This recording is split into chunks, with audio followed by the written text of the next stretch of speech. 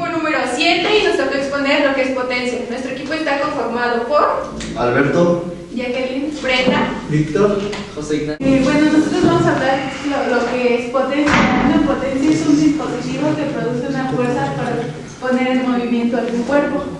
Potencia física, cantidad de trabajo efectuado por unidad de tiempo. Potencia mecánica, fuerza resultante aplicada por la velocidad. es la relación de paso de energía por unidad de tiempo. Potencia eléctrica. La potencia es la tasa a la que se consume la energía.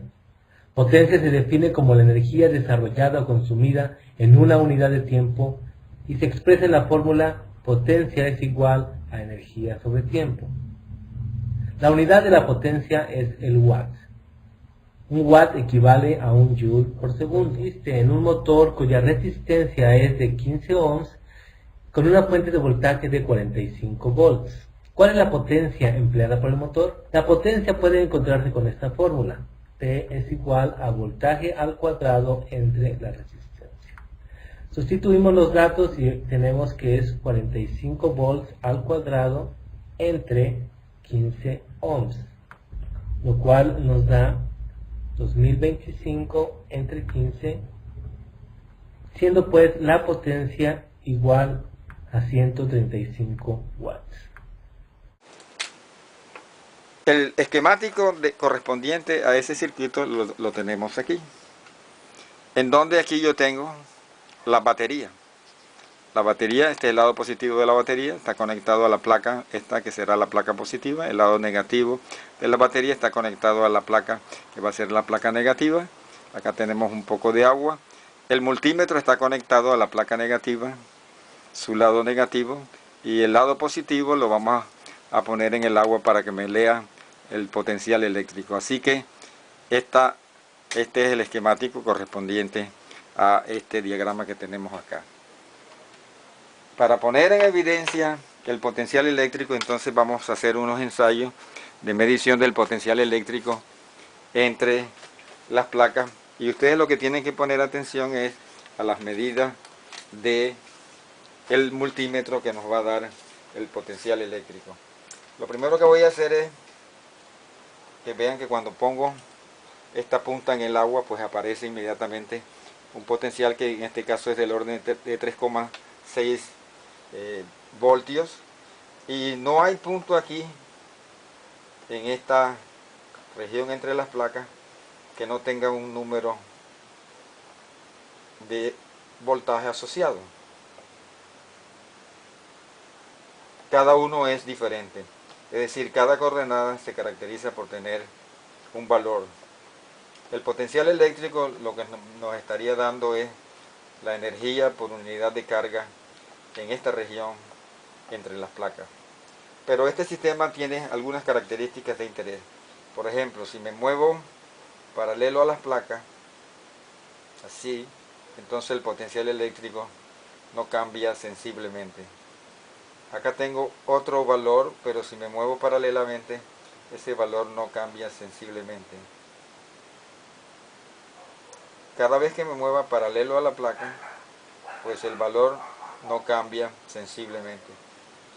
Mientras que si me muevo perpendicular a las placas, entonces el valor del potencial eléctrico cambia sensiblemente.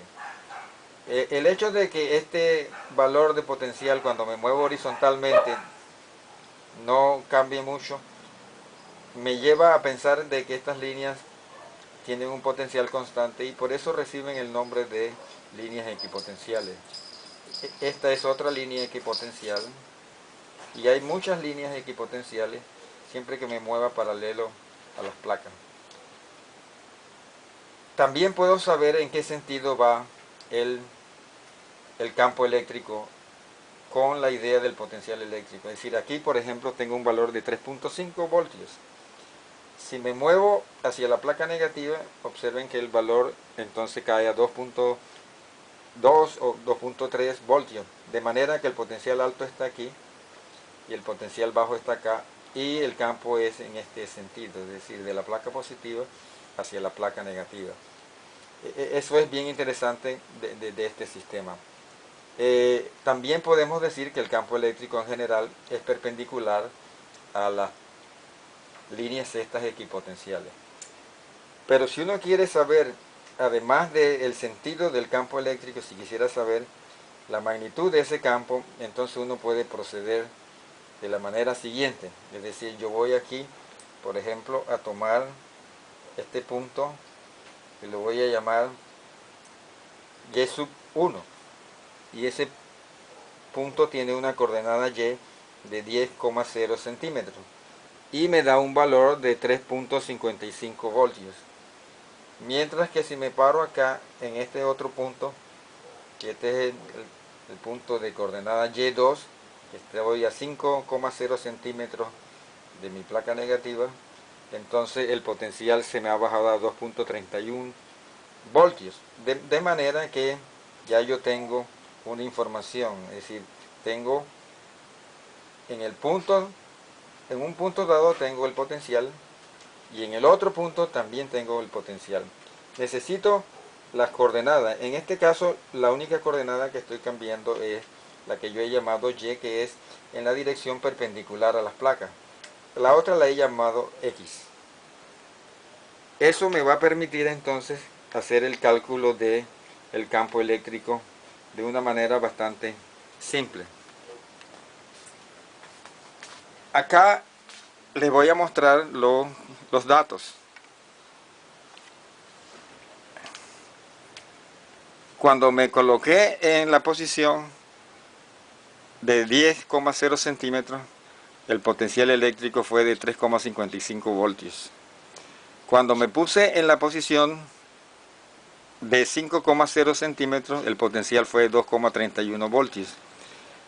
La definición que uno puede usar para esta clase de sistema es una especie de valor medio del campo en esa región entre 5 centímetros y 10 centímetros. Y esa definición es que el campo es menos el cambio de potencial entre el cambio de coordenada. Eso entonces me da lo siguiente, es decir, aquí pongo los valores y me da el campo menos 0,248, que podemos escribir como un campo igual a menos 0,25 voltios por centímetro.